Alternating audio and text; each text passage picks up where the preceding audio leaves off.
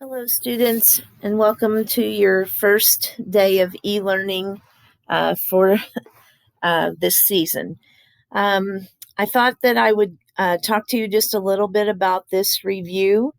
It says in the instructions that you're only allowed to use a calculator for problems 1 to 5, but with us being in e-learning, I really have very little control over your calculator usage. So I'm going to allow you to use the calculator on all of this review and on your quiz that will be on Tuesday.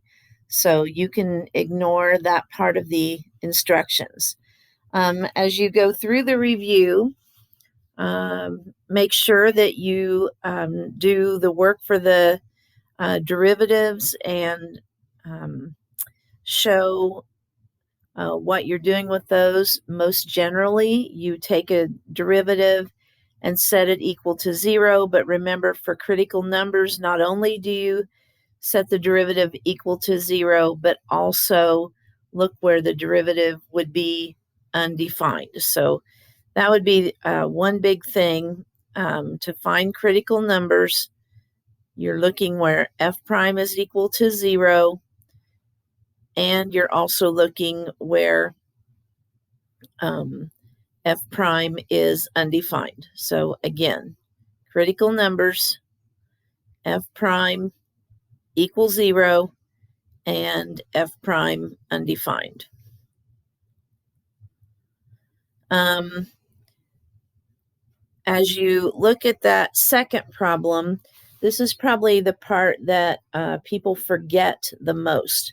So if you're looking for absolute extrema, then remember to find your critical numbers, but your table that you set up is not an interval table like you did on your last homework. Instead, you need to look back at your first homework in this lesson, homework 27.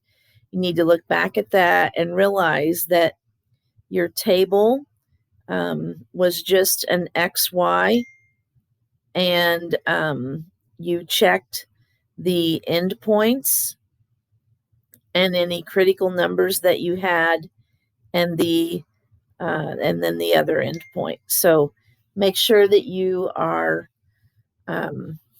reviewing the difference between how we locate absolute extremas as opposed to how we talk about increasing and decreasing functions and relative maximums and minimums.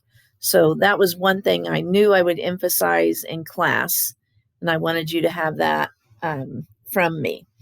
And then I just can't say enough about, on Rolle's theorem and on the mean value theorem, that you know the conditions as well as what the theorem actually does.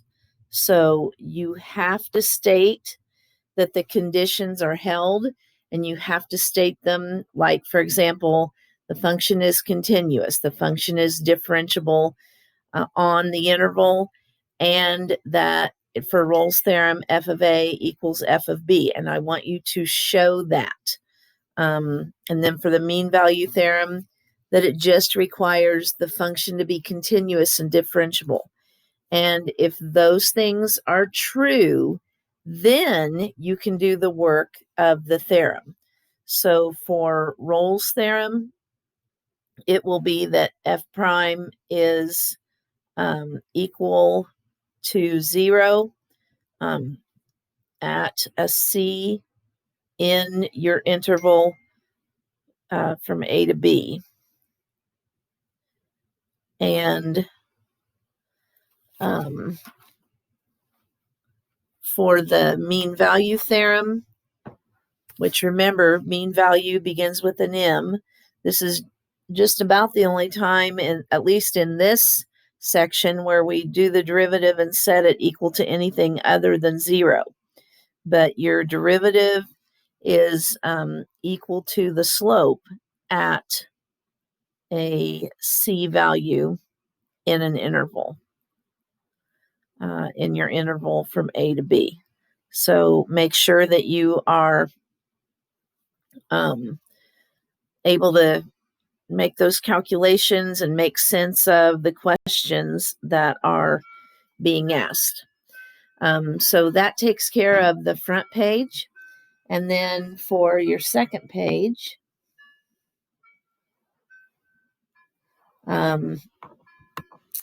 it says do not use a calculator again, since I have no control over that. You may use a calculator, but make sure that you are showing your work, that you're finding those critical numbers by doing your derivative, setting it equal to 0. I expect to see a chart both on this and when you take your quiz. Number 6 is just asking about where the graph is increasing or decreasing.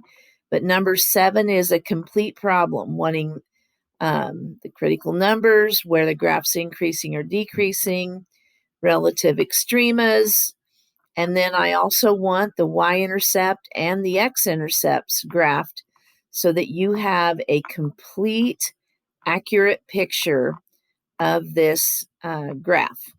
And that should be even easier to do with the use of a calculator.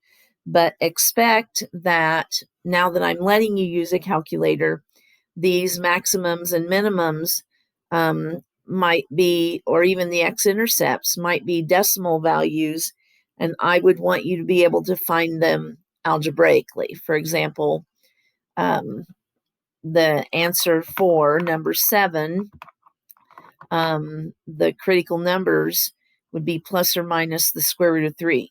You're not going to get that just by looking at the calculator. You're going to have to know how to get that algebraically. So those are the types of things that I'll have to do to compensate for you being able to use a calculator. So I believe when I ran this off, I ran off a copy of the answers, but I will also be uploading an answer key that has some of my annotations on it for each one of these.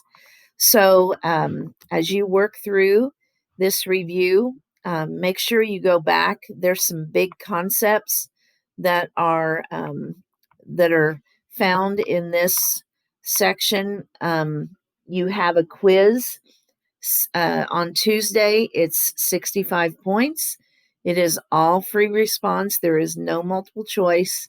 And I explained in your Google Classroom instructions that I will be offering different times that you can take this. I've decided I'm going to require that you take it on Tuesday. If there is an extenuating circumstance for you not to be able to take it on Tuesday during one of the scheduled times, then you need to contact me through email, and we'll have to make other arrangements for you to do this. All the instructions for taking the quiz will be explained to you in Google Classroom, but the main idea is that you will be, your Chromebook will be monitored, as well as you'll be taking it while in a Google Meet with me, and you'll have your regular quiz paper available to see online. Those of you who can print it can print it, and you will have to submit the pictures within a designated time frame. So those are just precautions that I have to try to take to make sure that it's your work and not someone else's. So please let me know if you need help.